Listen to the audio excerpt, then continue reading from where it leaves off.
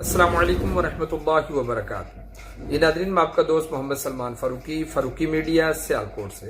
ناظرین، اسلامی جمہوریہ پاکستان کے اندر شہر اسلام آباد کے پریس کلب میں وہاں پر ایک مخصوص طبقہ ایک پریس کانفرنس کرتا ہے، جس میں ایک عورت جو ہے ڈاکٹر فرزانہ، جس کا نام ہے ملعونہ، ہم ایسی عورت کو، ایسے شخص کو ملعون ہی کہیں گے جس کی زبان ہی پلیت ہو، جس کا نجس جیسا، جس کا تخم ہی وہ ایک حرام کا ہو۔ ہم ایسے لعین کو، ایسی عورت ہو یا ایسا مرد ہو، ہم اس کو ملعون ہی کہیں گے، کیونکہ وہ انسان ہی نہیں ہے، جانور سے بھی بدتر ہے۔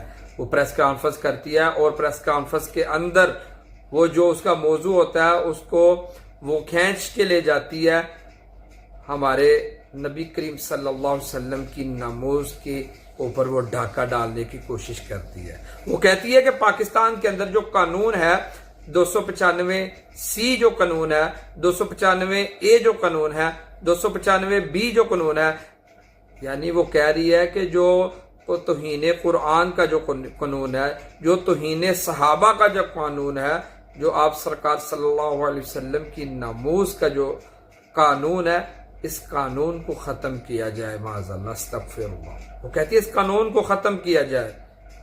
وہ کہتی ہے نقل کفر نہ باشد۔ وہ کہتی ہے کہ یہ کالا قانون ہے، یہ ملعونہ کے یہ الفاظ ہیں۔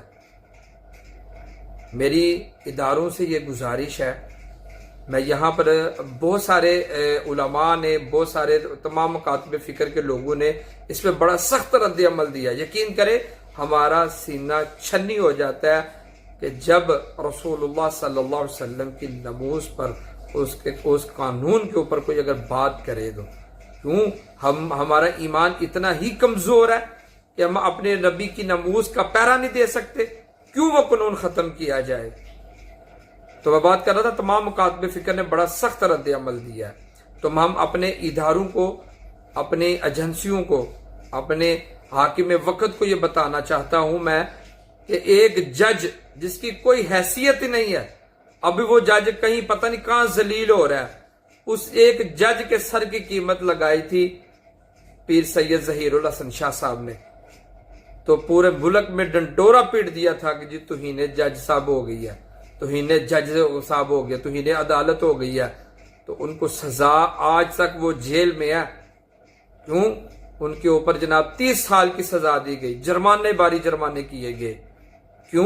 کیونکہ ایک جج کی انہوں نے توہین ان کے اوپر لگایا گیا، جو ان کی توہین کی ہے جج نے، اور وہ جج آج آپ کو پتہ بھی نہیں کہاں ذلیل و خوار ہو رہا ہے۔ وہ جج کسی ناکام کا بندہ ہو، لیکن ان کی ناموز کے لیے پوری حکومت، پوری لبرل جو ہے وہ تیار ہو جاتی ہے ان کا دفاع کرنے کے لیے، لیکن ہمارے نبی کی ناموز کی جب بات آئے تو کہتے ہیں کہ یہ کالا قانون ہے۔ جب تک یہ غازی ممتاز قادری رحمۃ اللہ علیہ کے چاہنے والے اس ملک کے اندر موجود ہیں، تب تک کسی کی جرت بھی نہیں ہوگی اس قانون کو ہاتھ لگانے کی، اس قانون کو چھیڑنے کی بھی۔ اور یہ ہم اپنے حکومتی اداروں کو یہ بتا دینا چاہتے ہیں کہ جب تک یہ مسلمان اس پاکستان، اس دنیا کے اندر موجود ہیں، انشاءاللہ نبی کی ناموز کی خاطر جان دینے کے لیے وہ تیار رہیں گے۔